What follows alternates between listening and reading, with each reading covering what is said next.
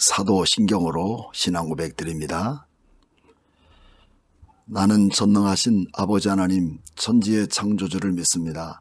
나는 그의 유일하신 아들 우리 주 예수 그리스도를 믿습니다.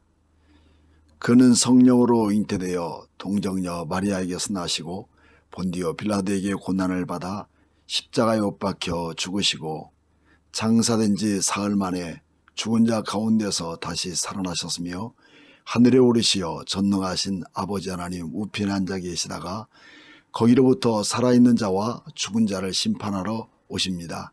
나는 성령을 믿으며 거룩한 공교회와 성도의 교제와 죄를 용서받는 것과 몸의 부활과 영생을 믿습니다. 아멘.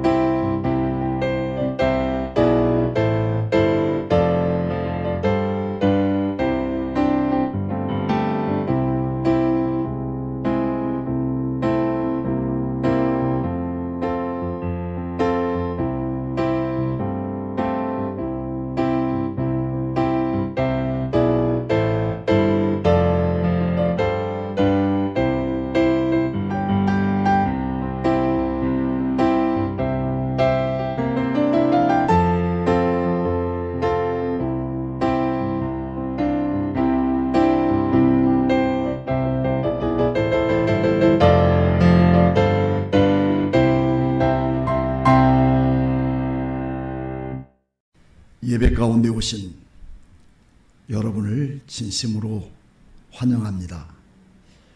드려진 헌금을 위해서 축복하고 기도합니다.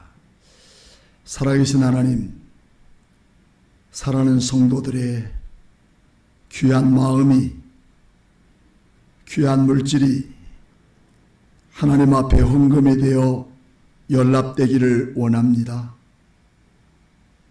하나님이 굽어보시고 우리의 삶과 생활, 그 환경 조건 속에 임하시고 저들을 돌아보시며 축복해 주실 것을 믿기에 오늘도 이 강단에서 살아가는 성도들의 귀중한 손길을 축복하며 기도합니다.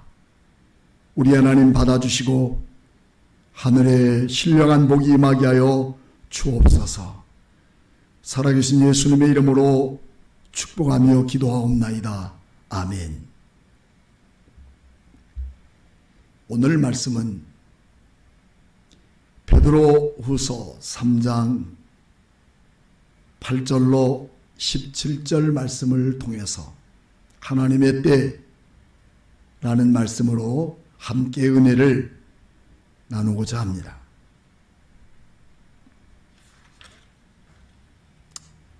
최근 들어 저는 유튜브 방송을 보다가 새롭게 하소서라는 프로그램에서 양전절 소년에 대한 이야기를 감상하게 되었습니다.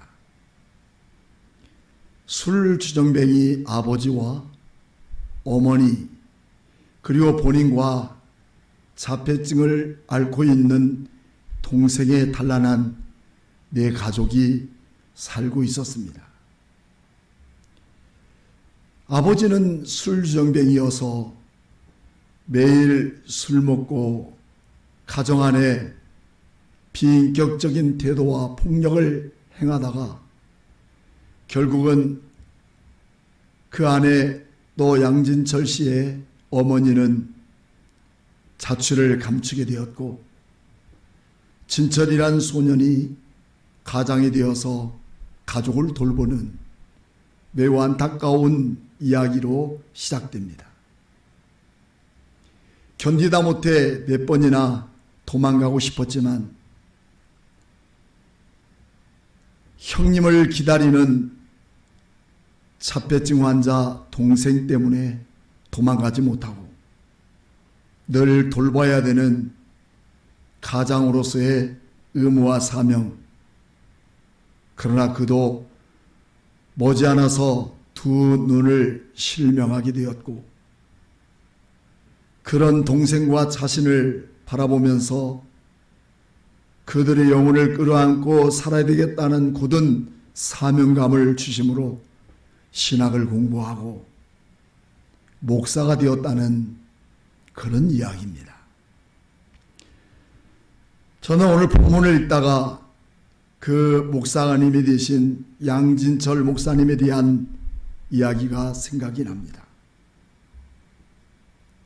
어쩌면 우리는 이 세상 가운데 고통을 잊어보려고, 때로는 아픔을 잊어버리려고 발버둥 치는 그 사실은 현실이 너무 어둡고 어렵기 때문이라고 표현할 수가 있습니다. 그러나 하나님은 그런 우리를 한 번도 잊어버리지 않으시고 또 그들에게 실망시키지 않으시는 하나님이란 사실을 오늘 여러분과 저는 믿습니다.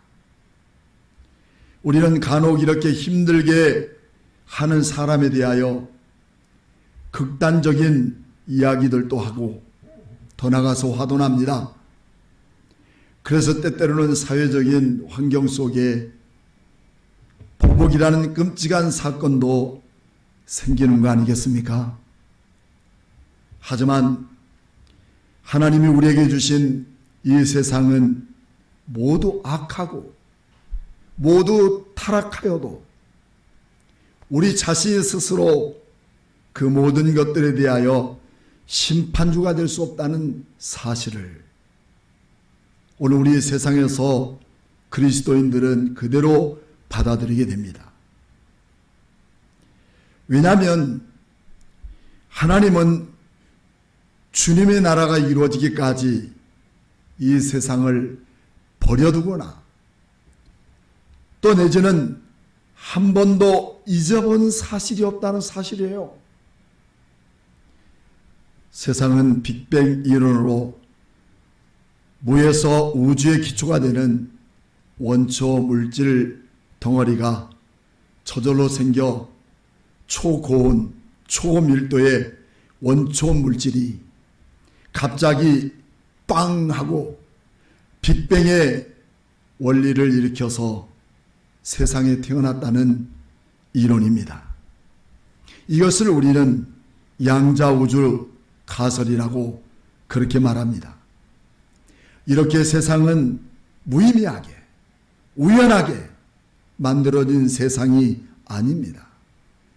이 세상은 하나님의 인격 그 자체이요 하나님의 나라의 시작이 되어지는 창조의 역사로부터 이 땅이 만들어졌다는 사실은 말씀으로 세상을 창조하신 하나님의 그 초능력적인 역사를 부인할 자 아무도 없는 것 아니겠습니까? 그래도 베드로는 10절 말씀에 그러나 주의 날이 도둑같이 오리니 그날에는 하늘이 큰 소리로 떠나가고 물질이 뜨거운 불에 풀어지고 땅과 그 중에 있는 모든 일이 드러나리로다 말씀합니다. 우리 성경을 한번 읽어보도록 합니다. 베드로서 3장 8절과 9절 말씀을 보면 사랑하는 자들아, 주께는 하루가 천년 같고 천년이 하루 같다는 이 한 가지를 잊지 말라. 주의 약속은 어떤 이들이 더디다고 생각하는 것 같이 더딘 것이 아니라 오직 주께서는 너희를 위하여 오래 참으사 아무도 멸망하지 아니하고 다 회개하기에 이르기를 원하시느니라. 옛 고대나 현대의 사람들이 서로 약속할 때 어떻습니까? 시간을 정하시죠. 시간 약속을 지키지 못할 때에 참 마음이 힘들어집니다. 인격이 의심스럽고 더 나아가서는 신용이 의심스러운 사람들입니다. 지금은 누구와의 약속을 했을 때 쉽게 동선을 확인할 수 있는 시대였지만 여러분이 잘 아는 70년대만 해도 삐삐도 없었을 때에 약속한 장소에서 막연하게 사람이 나타날 때까지 기다려야 했는 그런 때가 있었습니다. 곧 인내가 그 사람의 인격이냐 아니면 시간을 잘 지키는 것이 그 사람의 인격이냐를 따질 정도였으니까요. 그래서 간혹 약속 시간이기 전에 약속한 내용이 더 중요할 때가 있어서 하염없이 기다려야만 했던 때가 있었습니다. 하나님의 말씀을 왜곡시키고 현실의 눈이 먼 이 세대에도 하나님은 심판이기 전에 분명한 진리의 말씀을 선포하고 있는 내용이 있습니다. 그것은 3장 1절에도 3장 8절 말씀에도 사랑하는 자들아 하시는 말씀은 당시의 거짓 교사들인 진리를 왜곡시키고 있을 때에 믿음을 지켜가는 사람들을 보시며 정말 기특하게 보셨던 베드로는 사랑하는 자들아 라고 표현하지 않으면 안 되었던 것이죠. 이것이 베드로의 구별된 성도의 모습을 표현하는 방법이었다는 말씀입니다.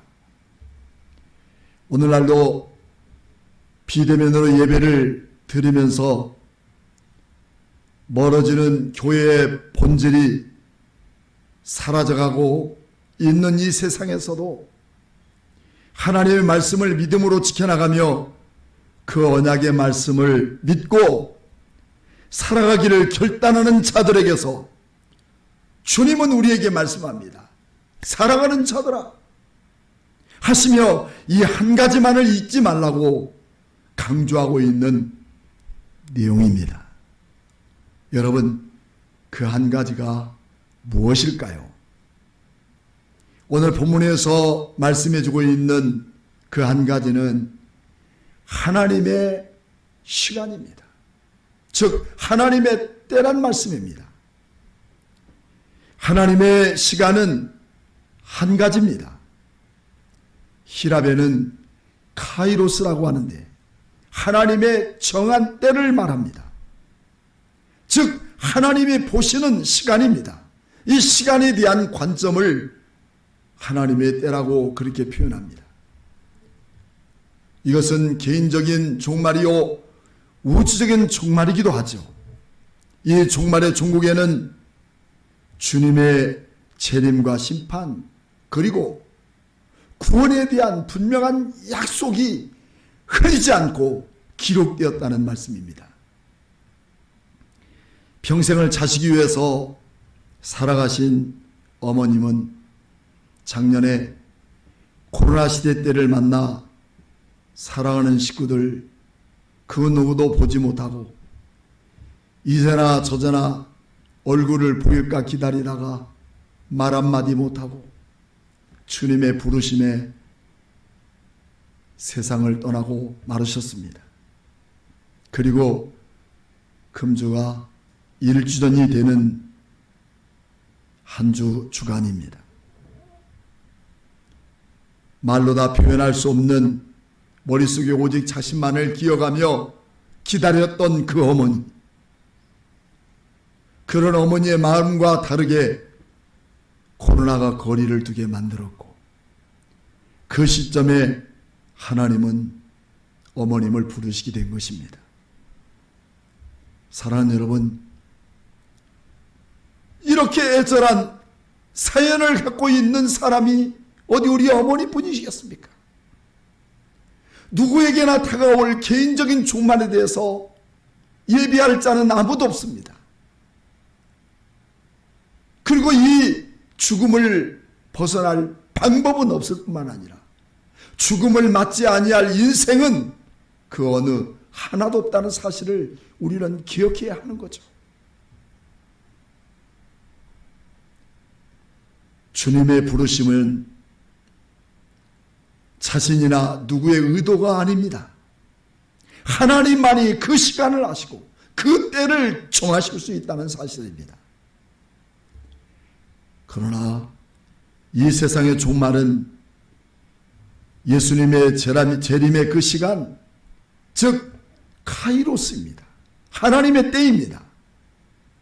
하나님의 영원한 언약만을 믿고 변할 줄 모르고 세속의 틈이 보이지 않는 성도에 대해서 알아야 할 한 가지가 있다는 것입니다. 그것은 무엇이라고요? 하나님의 때인 거죠. 하지만 우리가 성경을 찾아오면 창세기에서는 창조의 날이 6일이었지만 그 하루가 천년 같기도 하다는 견해를 갖고 있는 사람들이 있죠. 그래서 창세기 2장 17절 말씀에 아담이 하나님의 약속을 어기고 선악과를 따먹었을 때 너는 반드시 죽으리라고 말씀했습니다. 그렇지만 아담은 바로 죽지 않았습니다. 창세기 5장 5절 말씀에는 아담은 930세 때에 죽었다고 그렇게 표현하고 있습니다. 그래서 천년 같은 인생을 살았다는 이거는 견해입니다. 학설입니다. 이런 부분도 있다는 것이죠. 그래서 하루가 천년 같다는 내용을 문자적으로 해석한다는 것은 매우 위험스럽고 어울리지 않다는 것을 말씀드리고 싶습니다. 시편 90편을 우리가 찾아보면 4절 말씀에 주님의 목전에서 천년이 지나간 어제 같은 밤의 한순간 같을 뿐이라고 말합니다. 영원하신 하나님은 산이 있기 전에 땅이 세계로 만들어지기 전에 곧 영원부터 영원까지 계시는 그 하나님, 오늘 여러분과 제가 믿고 있는 그 하나님, 그 하나님은 영원 전부터 영원까지 알파와 오메가가 되시는 우리 주님이 오늘 여러분과 저의 하나님이십니다.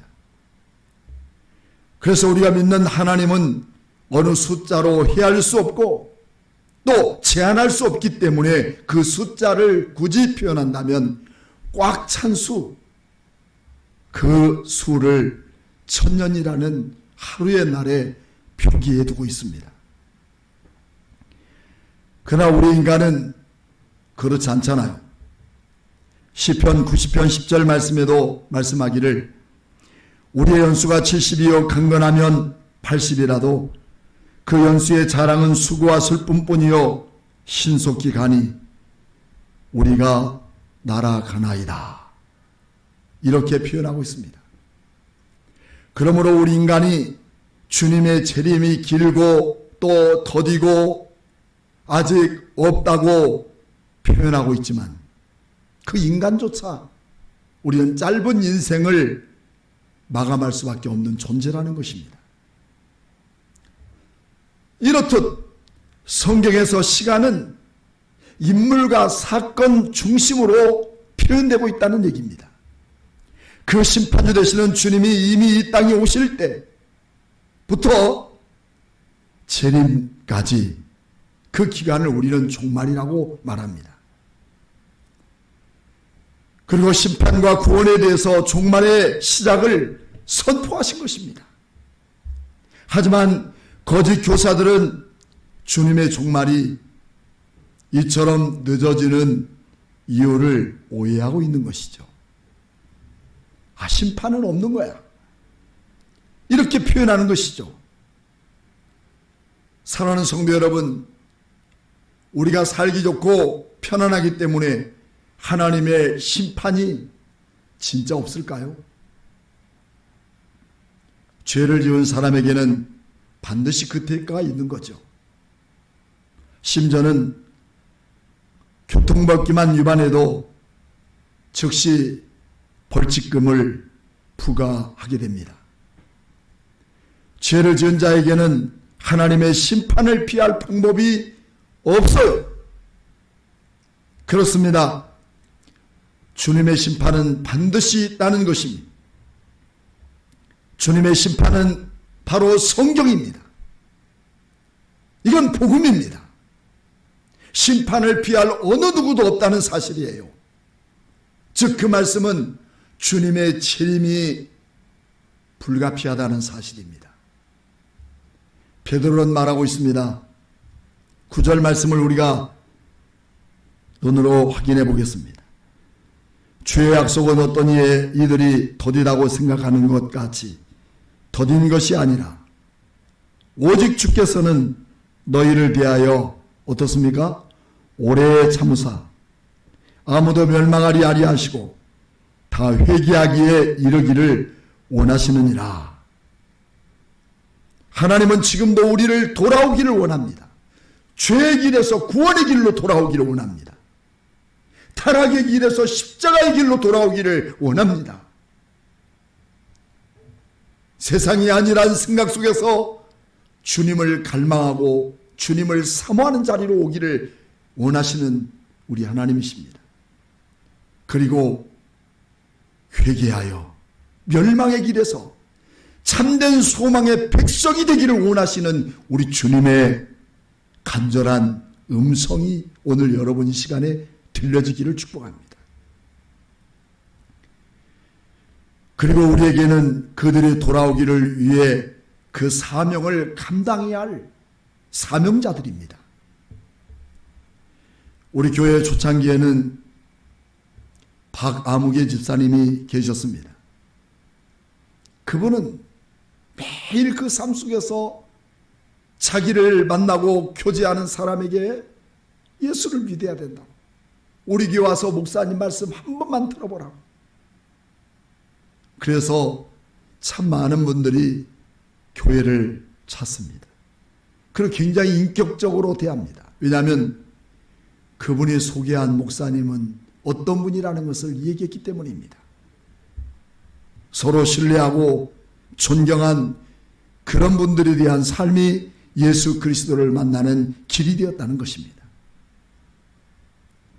그렇지만 우리가 진짜 신뢰하고 진짜 인정해야 할 바로 그분은 여러분과 제가 아니라 우리를 죄악에서 구원하신 사랑 많으신 예수 그리스도 그 한 분, 여러분 그 외에 누가 있을까요? 그 모든 것은 그 어떤 인간도 대신할 수 없는 자기 몸을 내어주기까지 하시면서 우리를 사랑하신 그 긍휼이 많으신 우리 하나님, 예수 그리스도가 오늘 우리의 구주가 되셨다는 사실입니다. 그렇습니다. 구원받은 성도들은 하나님의 그 때를 향하여 거룩한 회개만을 통해서 구원의 비밀을 얻게 되는 통로가 된다는 것입니다. 이처럼 믿음은 회심을 통해서부터 시작됩니다. 나를 그렇게 찾으시는 아버지 마음을 알지 못한 죄 말입니다. 얼마나 무지한 죄이겠습니까? 우리를 구원하기 위해서 자기 아들 독생자 예수 그리스도까지 십자가에 내어주셨던 그 하나님의 사랑을 완강히 거부해버리고 내 멋대로 살았던 그 죄 말입니다. 이처럼 하나님은 이 세상을 심판할 목적 그 자체가 아니었습니다. 하나님은 세상을 파괴하고 벌주기를 위해서 화가 잔뜩 난 그런 하나님이 아니십니다. 우리가 죄 가운데 빠져 하나님을 잃어버릴 때에도 그들을 향하여 하염없이 근심하시는 하나님이십니다. 창세기 6장 6절 말씀에는 하나님은 땅 위에 사람을 지은 것을 한탄하셨을 때도 그들을 향해서 마음에 근심하시고 그렇게 표현하고 있습니다. 어느 누구를 막론하고 우리 주님은 한 명도 멸망하지 않기를 원하셨던 것입니다. 그것은 그 자체를 둘러싸고 있는 강력한 하나님의 긍휼이 흐르고 있었기 때문입니다. 죄인에 대한 이런 긍휼이 오늘 우리를 통해서 베풀어 주셨고 그 하나님의 긍휼이 우리를 통해서 또다시 다른 사람에게 흘러가서 가식적인 모습이 아니라 진실한 마음으로 사람을 살리는 긍휼이 오늘 베드로를 통해서 우리 마음속에 다시 확장되고 또다시 확인해서 나를 만나는 어려운 시대의 모든 사람들에게 이 긍휼의 마음이 흘러가기를 주님의 이름으로 축복합니다. 때로 어떤 내게 손해가 있어도 때로 어떤 고난이 내게 닥쳐도 주님이 받으신 그 고난과 비교할 수가 있겠습니까? 그럼에도 불구하고 그들을 향한 긍휼이 우리에게서 흘러갈 때 이 세상을 살리시는 주의 음성이 나를 통해서 지금 머물러 있고 있다는 사실을 우리는 잊어서는 안 됩니다. 공동서신의 전체적인 흐르는 맥락이 있습니다. 그것은 이 세상에 대한 복음적인 선포와 또 다른 권면이 있다는 겁니다. 복음은 우리를 구원하기 위한 목적이지만 구원하는 목적을 위해서는 이렇게 살아서는 안 된다. 또 내지는 이렇게 살아야 된다는 분명한 로드맵을 우리에게 권면의 말씀으로 주시고 있다는 얘기죠. 오늘 본문의 말씀 10절과 11절 말씀. 그러나 주의 날이 도적같이 오리니 그날에는 하늘의 큰 소리로 떠나가고 물질이 뜨거운 불에 풀어지고 땅과 그 중에 있는 모든 일이 드러나리로다. 이 모든 것이 이렇게 풀어지리니 너희가 어떠한 사람이 되어야 마땅하냐? 거룩한 행실과 경건함으로 하나님의 날이 임하기를 바라보고 간절히 사모하라고. 이렇게 우리를 향해서 권면해주고 있는 말씀입니다. 사랑하는 성도 여러분, 이 세상이 무엇일까요? 이 세상은 말씀으로 지으셨고 말씀이 우리의 삶의 질서와 보존 그리고 그 하나님의 통치로 이루어지고 있는 세상입니다. 아무리 세상이 우리가 살 수 없는 전염병으로 가득 찼다 할지라도 하나님의 보존과 그 통치 아래 그 주권 아래 이 세상은 움직여지고 있다는 거예요. 그 말씀이 거절당하여 노아 시대에는 물로 세상을 쓸어버리셨고 죄악과 성적 타락으로 가득했던 소돔과 고모라는 불과 유황불의 심판을 피할 길이 없었다는 과거의 말씀을 너희는 이렇게 기억하고 오늘 우리는 이렇게 살아라고 말씀하고 있는 거죠. 7절 말씀에도 10절 말씀에도 동일한 불로 심판하겠다는 것입니다. 여러분 사우나만 가서 한정막에 들어갈 때마다 사실은 이 말씀이 기억이 납니다. 그날에 이것과 비교할 수 있겠는가? 불이 주는 의미는 분명히 인간이 견디기 쉬운 것이 아니라 강력한 심판을 예고해주고 있는 의미를 담고 있습니다. 그러므로 주의 날이란 주의 때를 의미합니다. 그 시간적 개념은 주님께서 주님 자신만이 만유의 심판자이시오 통치자이심을 드러내는 그날이 있다는 사실이에요.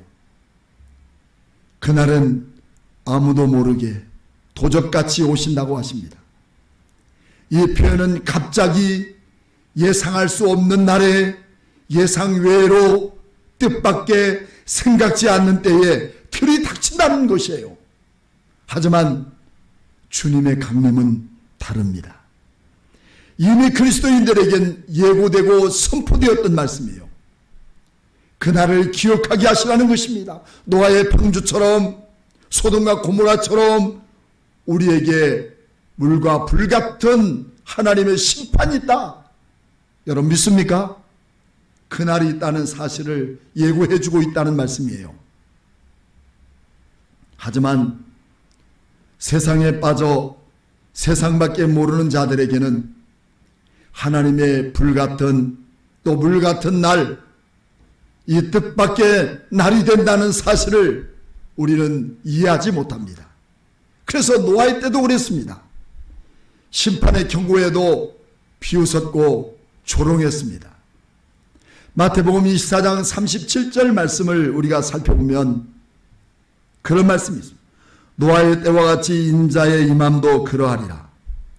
홍수전에 노아가 방주에 들어간 날까지 사람들이 먹고 마시고 장가들고 시집가고 있으면서 홍수가 나서 그들을 다 멸하기까지 깨달지 못하였으니 인자의 임함도 이와 같으리라.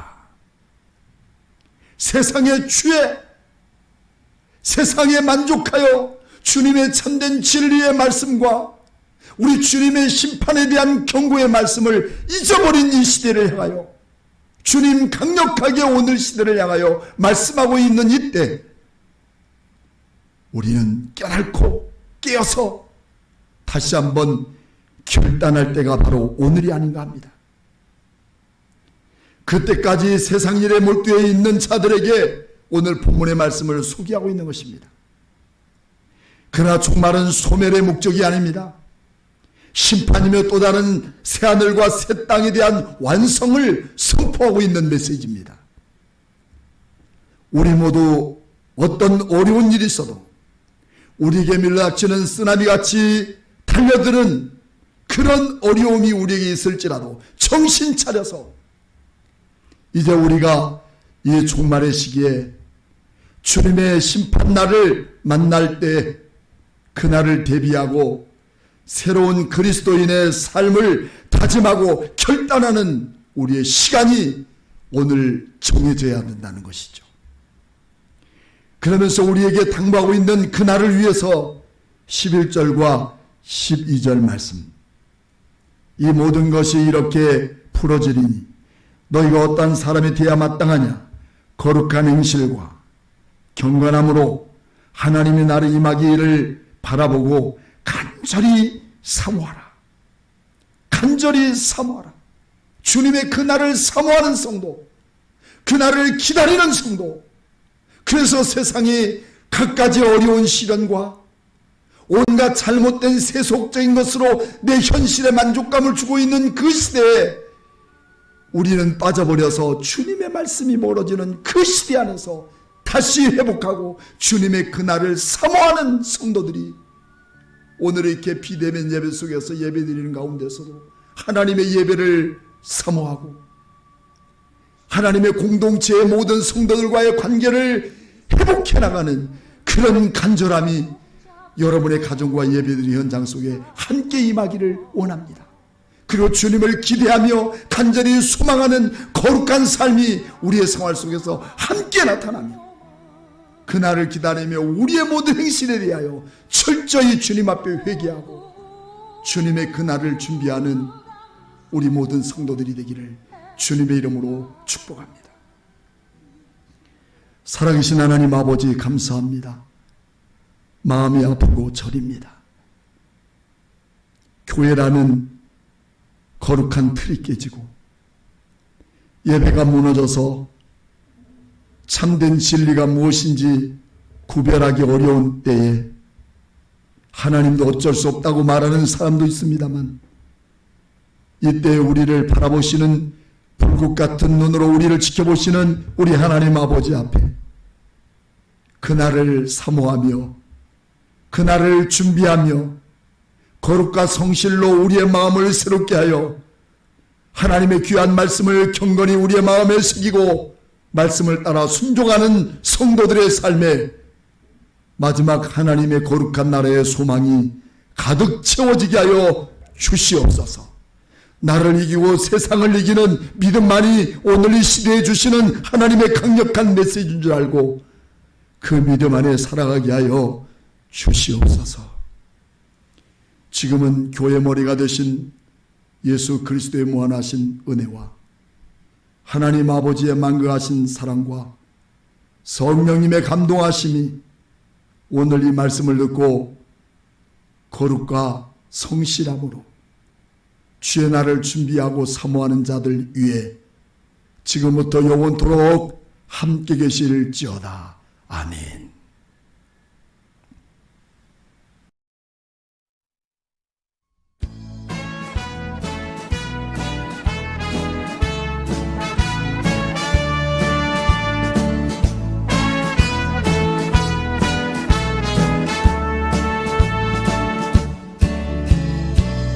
그날이 도적같이 이를 주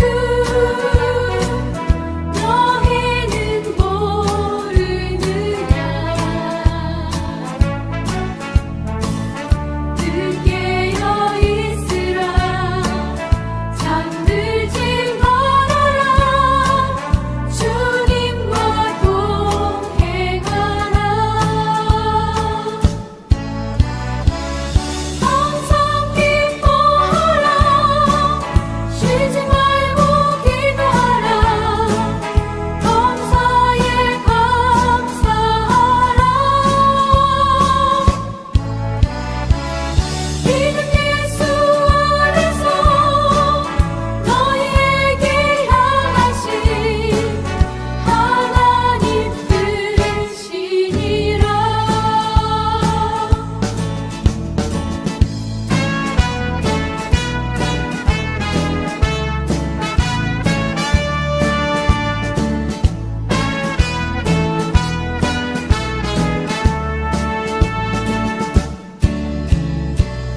평강의